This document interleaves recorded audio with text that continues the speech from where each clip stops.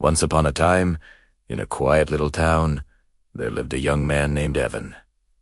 He was known for saying one sentence every single day. I'll start tomorrow. Tomorrow he would study. Tomorrow he would exercise. Tomorrow he would fix his life. But that tomorrow never came. Evan lived alone in a small apartment. Every night before sleeping, he stared at the clock beside his bed. It always comforted him with its steady ticking sound. But one night, something strange happened. The clock stopped. The time froze at 11:59. He tapped the glass. Nothing. He replaced the batteries. Still nothing. It was as if time itself refused to move. He laughed a little and went to sleep, thinking it was just a broken clock. The next day, strange things began to happen. When he delayed his work, the lights in his room flickered. When he ignored a message from his friend, the air around him grew heavy and cold. He brushed it off, but deep inside, it felt uneasy. That night, he dreamed of an old clockmaker with silver hair and calm eyes. The old man said softly, "Time waits for no one, but sometimes it waits for those who are willing to change." Evan woke up sweating. His heart was racing. He looked at the clock. Still stuck at 11:59.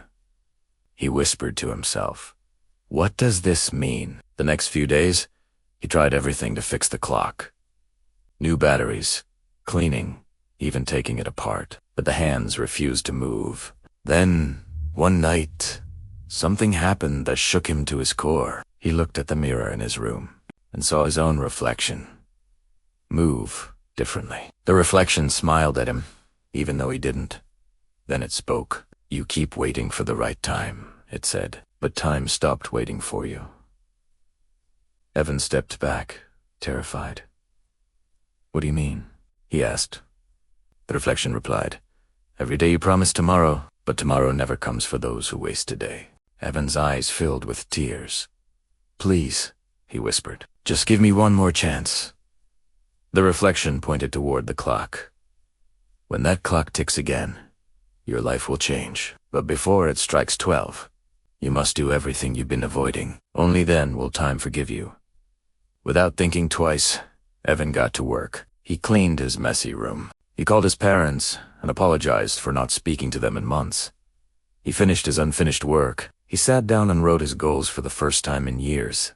Hours passed, but he didn't stop. He was no longer the same man who said, "I'll start tomorrow." Then, as the final thing, he looked at the frozen clock and whispered, "I'm done." For the first time in many nights, the room was silent. Then, a faint sound broke the silence. Tick. He looked up. The clock's hand had moved. It now showed 12 o'clock. Evan fell to his knees, crying, not from fear, but from relief. He woke up the next morning feeling lighter, calm, alive. The sun felt brighter. The air smelled fresh. He looked at the clock, still ticking, perfectly fine, and below it, on the wooden shelf, he noticed something written in dust. "When you respect your time, time begins to respect you." Evan smiled softly. For the first time in his life, he understood what it meant to live. He stepped outside and noticed something strange. The world looked exactly as it had last night, the same stars. Tessame whined. It was still 12 a.m. Then he realized time hadn't moved forward until he did.